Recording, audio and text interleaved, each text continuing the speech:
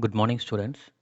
Today we are going to see the next chapter, that is chapter 7, composition and decomposition. So it is the last two algorithmic techniques. So in the chapter 6 we have seen about the first two algorithmic techniques, problem solving techniques, that is specification and abstraction. So in this chapter we are going to see about the composition and decomposition. These are the discussion points which we are going to discuss in this chapter. So first one is the notations for algorithm. So we are going to use some identity for algorithms. And next one is composition. So in that there are three types: sequential, alternative and iterative. And the last part is a decomposition. So in that we'll have two parts, that is refinement and functions. First one we are going to see about is the notations for algorithms. So we need some properties, or we need some identification. We need some properties to represent the algorithms. So there are three main different notations are there for representing the algorithm. The first one is a programming language. So it is a notation for expressing the algorithms to be executed by computers. So mainly it will notate the algorithms that are to be executed by computers. And next one is a pseudocode. Pseudocode is a notation which is similar to the programming language, whereas here algorithms expressed in pseudocode are not mainly represented or mainly developed for execution of the computer, but also for communication among people. Among people means among the users. So that is the main purpose of the pseudocode, and that is the difference between the pseudocode and the programming language. So next one is a flowchart. So flowchart is a diagrammatic notation. So it a pictorial notation for representing the algorithms. It uses various shapes, and it also gives a visual intuition for among the flow of control when the algorithm is to be executed. So all these details will be visualized with the help of the various shapes. So these are the three notations for algorithms. So we will see in detail about the each and every notation. So first one is the programming language. So we already told that programming language is a notation for expressing algorithms so that computer can execute the algorithm. So that is the main name of the programming language. So an algorithm expressed in a programming language is called as a program. So here the program is defined as the algorithm expressed in programming language. We call it as a program. So for example, C, C++, and Python. So all these are the examples for programming languages. And programming language is formal, whereas programs must obey the grammar of the programming language exactly. Here the term grammar means the syntax. So already the syntax will be predefined. So we have to write based on that syntax. That we call it as a grammar of the programming language. So all the programs must obey the grammar of the programming language exactly. So even the punctuation symbols and the indentation. So in Python you see indentation is the most important thing, whereas in C, C++ all the punctuation marks, all the punctuation symbols must be exact, and they do not follow the informal style of natural language like how we speak with the help of the English or Tamil, like that. It does not allow the informal style of languages. So only it just obey the grammar of the programming languages which is predefined. And there is a translator that we call it as a compiler. So there is a translator which translates the program into the instructions to the computer, which can be executed by the computer. So that translator we call it as a compiler. So in case if any grammatical error, any syntax error means, that translator will insist the user to make the correction. And also that in that time the translator will not able to do the translation. So unless it obeys all the syntax which are predefined, the translator will not be able to do the translation. Once all the syntax are fulfilled, all the syntax given that are fulfilled, only then the translator will translates the given program into a instruction. So that is the main thing in the programming language. So and the next one is the pseudocode. So pseudocode is a is a combination of programming language, like it constructs, and with the help of the even the normal language English, we can use the terms the normal language and the programming language. So it is the combination of the programming language and the normal language. So this notation is not formal, and also it is not exact. So it uses the same building blocks as the program follows, like variables, control flow, all these the basic things it follows. The pseudocode also follows similar to the programming language, but it allows the use of natural language like English. So it allows the use of natural language for statements and conditions, so that both the user and the computer can understand the code. So that is the main aim of the pseudocode. And the next one is a flowchart. So we told that it is a diagrammatic notation for representing the algorithms. It uses various shapes. So they show the control flow, how the data travel from starting till end. So in flowcharts, we use rectangular boxes to represent the statements, diamond shape, and various shapes are used. Normal shapes are used for representing each and every segment. Next, we see the shapes. What are all the shapes that are used for the flowchart? So first one is a statement is contained in a rectangular box with a single outgoing arrow. So you can able to see the statement yes is given within the rectangular box and with a single outgoing arrow. So which points to the next box which is to be executed. So that is the order. And next one is the condition. So a condition is contained within a diamond shaped box with two outgoing arrows. So one is labeled as true and other one is labeled as false. So in case the condition is true, means the true arrow points to the box to be executed next, in case if the condition is true, and false arrow points to the box to be executed next if the condition is false. So this is the two outgoing arrows will be available in the condition, that is in the diamond shaped box. And the next one is parallelogram. So the parallelogram boxes represents the input and the output. The input, what are all the input which you are going to give, means it should be given within the parallelogram, and the output produced will be mentioned within the parallelogram. And the fourth one is the special boxes, that is a curved end rectangle. So that mainly used to mark the start and end. It is used to indicate the start and end of the execution. So here in the last diagram you can able to see an example. So entire algorithm, the flow chart of an algorithm to compute the, to calculate the quotient and the remainder. So after dividing a number, that is a divided by b, after dividing it, we are going to find the quotient and the remainder. So here you see the start of the execution is mentioned as the enter. So within the curved and rectangle special box, and the inputs a and b are to be fetched from the user, to be get from the user. So it is mentioned in the parallelogram. And next, these are the two statements, that is q comma r, that is the value of is equal to, that is the assignment statement. For value q, 0 is assigned, and for r value, the first input a is assigned. So that is a statement. So it is mentioned in the rectangle. So next you see the condition. So that is we are going to check the r greater than or equal to b. We are going to check the a greater than or equal to b. That is the meaning. So if it is true, means the value of q will be incremented, that is q is equal to q plus 1, and the value of r will be decremented, that is r is equal to r minus b. So this is the calculation for finding the quotient and the remainder. So if the condition is true, means it do the calculation and finds the answer.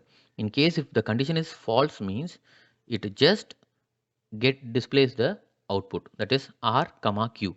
So these are the two outputs, that is the remainder and the quotient, and it exits the execution. So this is how the flow chart for an algorithm should be. And the next one is the composition. So the third algorithmic technique, problem solving technique, is the composition. So we already seen the definition for the composition, that is a statement is a phrase where the commands will do some action in the computer. So a statement is a phrase that commands the computer to perform an action. So we have already seen the assignment statement, that is colon equal to. So it is a simple statement which is mainly used to change the values for a variable. And the next one is the statements may be composed of other statements. We also seen that the assignment statement where it can hold an expression also. We have seen example like m is equal to m plus 3. So it can also composed of other statements. So this may be form a hierarchical structure of algorithm. So the statements composed of other statements are known as compound statements. So this is the definition for the compound statement.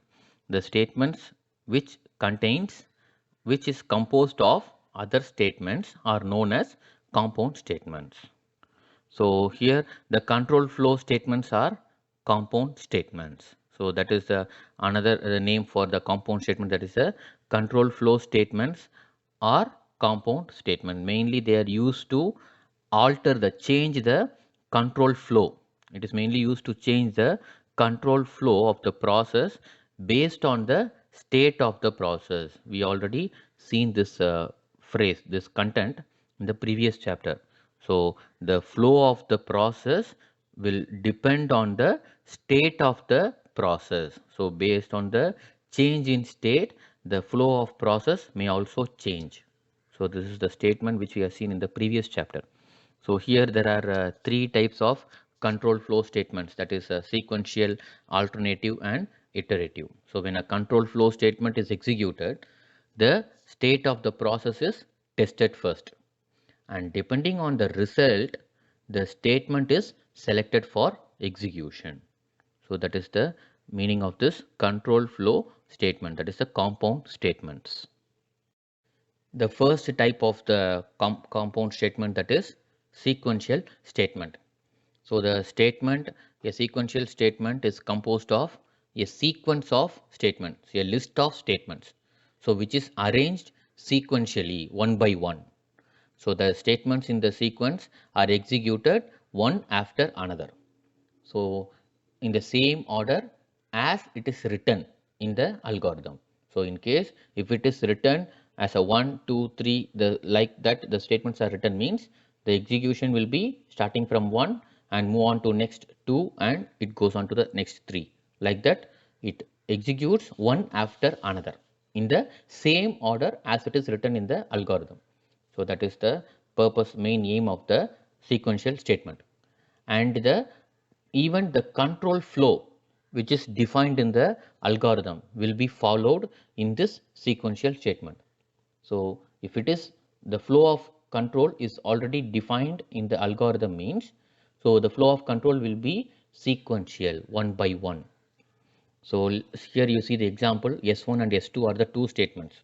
So after executing the S1, it move on to S2. So here it is given, that is the sequential statements are given as represented in the flow chart. So you can see the S1 and the S2, and here the double hyphen, represents the comment line. So P is the input property. We have seen this in the specification. So when we write the specification for an algorithm, means we have to follow the format, specification format. So first step is input property. So that is we mentioned in the comment line. So double hyphen P, that is the input property, and the input output relation. And the third step, that is the input output relation, that is Q. For example, here it is taken, and the statement yes. So this is the second step. So if the statement yes solves the problem, and it can be written as said double hyphen p. The second step is the statement which is going to solve the problem, and the third step is the input output relation, that is double hyphen q. So like this it is to be written. So here the third diagram, you can able to see that the farmer, goat, grass and wolf problem. So here we have written the specification format. So here how it sequentially executes the statements. Here the goal is to create or is to construct a statement yes, that is the second step, so as to move from initial state to the final state, that is left side of the river to the right side. So that is the main aim, to construct a statement yes.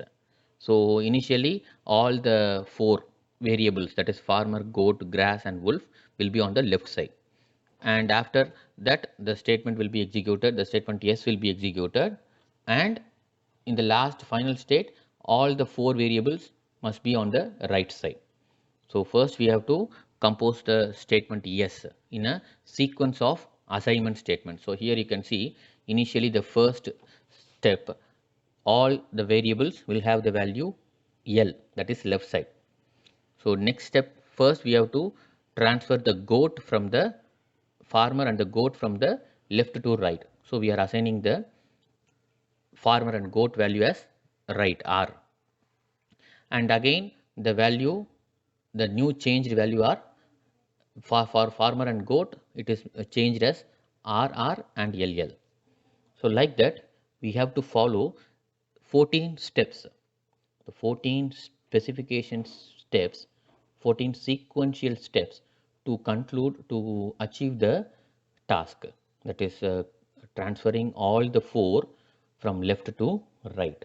In the 15th step, so all the four variables farmer, goat, grass and wolf will be transferred to the right side. So this is how we have to write the sequential statement. And next one is the alternative statement. So here we add another step, that is a condition. So a condition is a phrase, so it must be satisfied. So it describes the test of the state. So once the condition is satisfied, both the statements are used, S1 and S2 are used. So these are the two statements, C is the condition and S1 and S2 are the statements. So that we call it as a alternative statement. In case if condition C is satisfied, means the S1 statement S1 will be executed. If it is false, means we are creating an alternative statement. That is the concept of the alternative statement. So you can able to see the specification format and also the flow chart.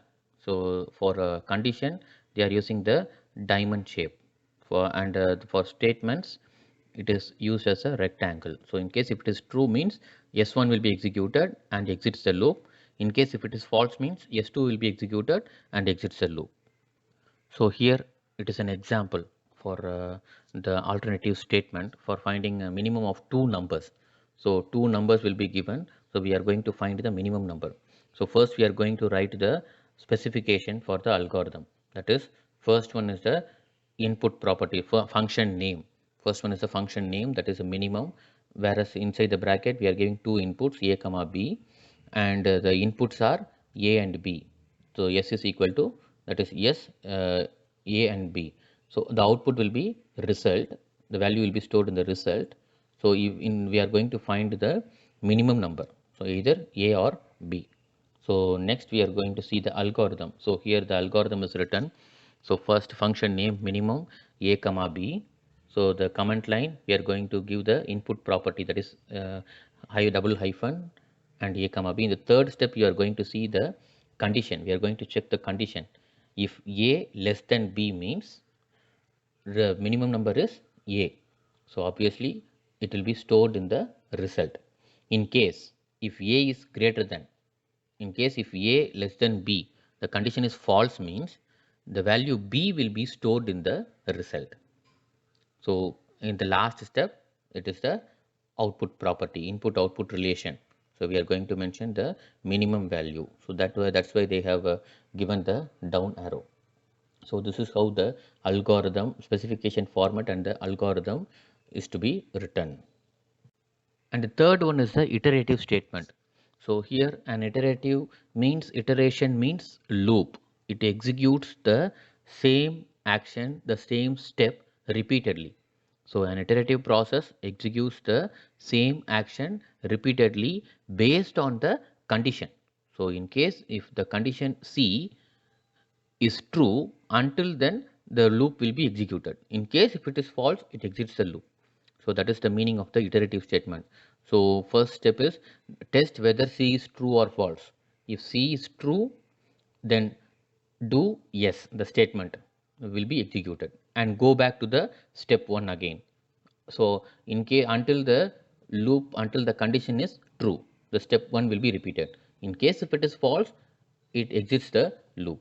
So mainly the iterative statement we call this commonly we call it as a loop. So these two steps, mainly the testing and the executing. The testing the condition C and executing the statement yes will be repeated. So this is the iterative statement. You can able to see the specification format, that is while condition C and the statement yes, and you can able to see the flow chart. So if it is true, the statement yes will be executed, and it go back to the step 1 again, it checks the condition.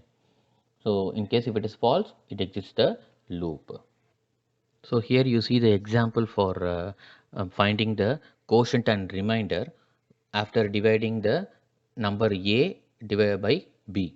So first we are going to write the specification, that is function name divide A comma B. These are the two inputs. So we are going to write the input property. So input A must be an integer. So A is an integer and B should be not equal to 0. B must be not equal to 0. These are the two input properties. How the output should be, Q and R are the output, the quotient and remainder. So that A is equal to, it should satisfy that A is equal to Q into B plus R. So that is the property of the input and output relation and the properties of the input and output. So and the last one is the R must be greater than 0 and it must be less than the B, that is the divisor. So B is a divisor. So we are going to check whether the R is less than, that is greater than 0, and also the R must be less than the divisor. So that is the B. Here you see the example, we are going to divide 22 by 5. So these are the steps.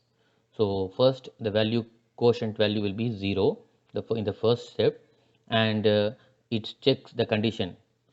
Here the loop executes, the statement will be executed until the remainder is greater than or equal to the B, that is the divisor.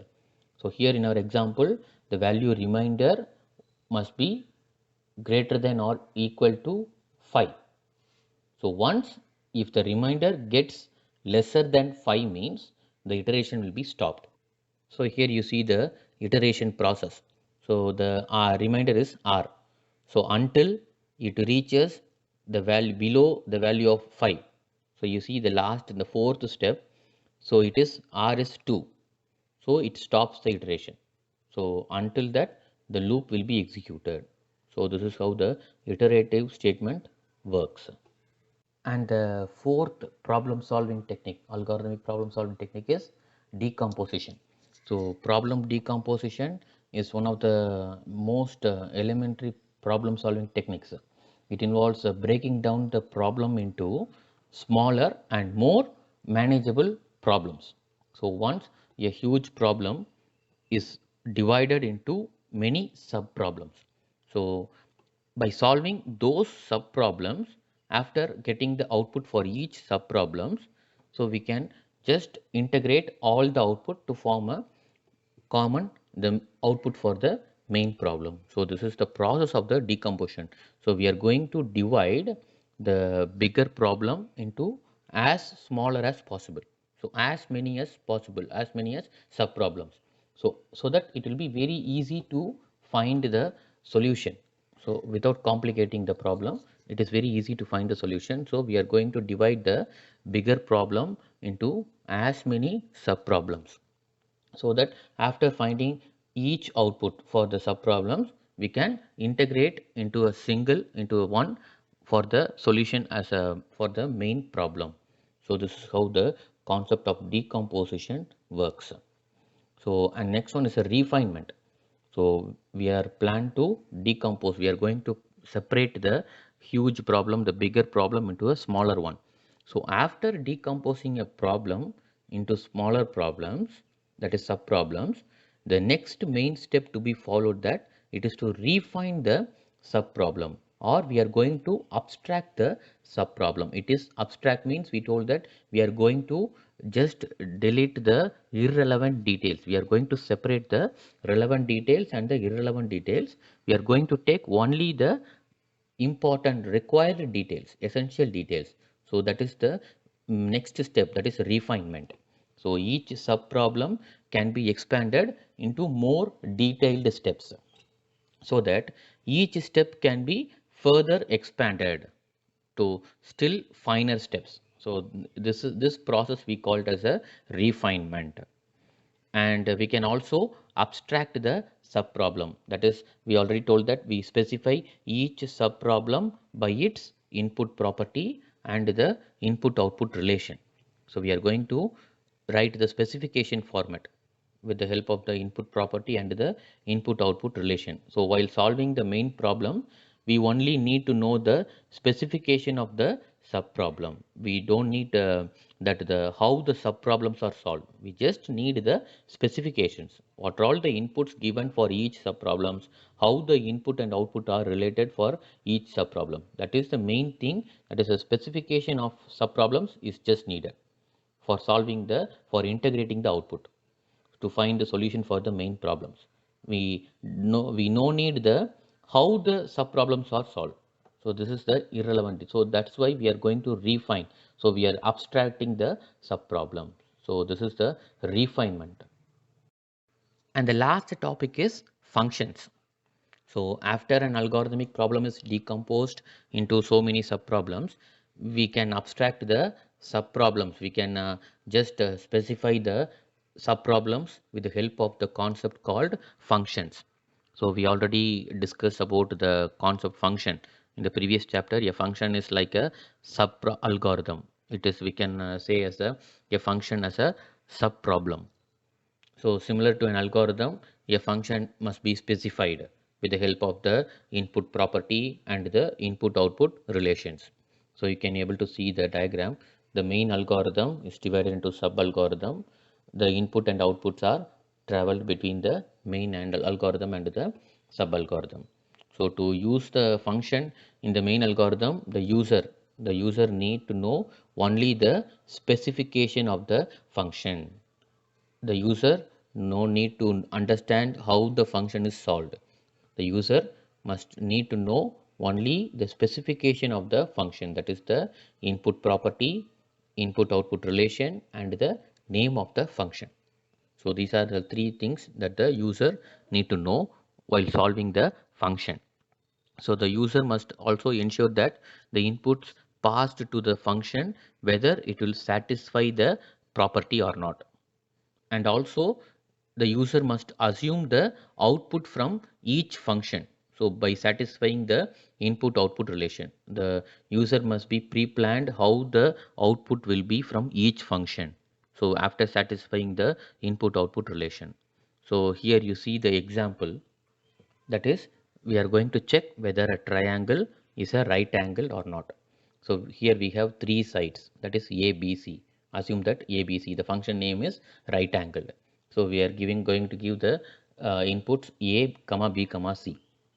So and the input here, the property is, input property is C must be greater than or equal to A, and also C must be greater than or equal to B. So these are the two input property, it must be satisfied. And the output must be, that is stored the result, which is, if the result is true, means C square is equal to A square plus B square. If it is true, if this condition is true, the result will be true. So in case if doesn't satisfy this property means c square is equal to a square plus b square is not satisfied means the result will be false. So the function is square of c. We are going to write square of c is equal to square of a plus square of b. So in case if it is true means the result will be true. So it is a right angled. So in case if the property or the statement condition doesn't satisfy means the given triangle is not a right angle triangle. So it replies the result will be false. So this is the algorithm for by using the function. Here the function is square. So square is a function. So it is a predefined function. The right angled is a user defined function. So this is the concept of functions.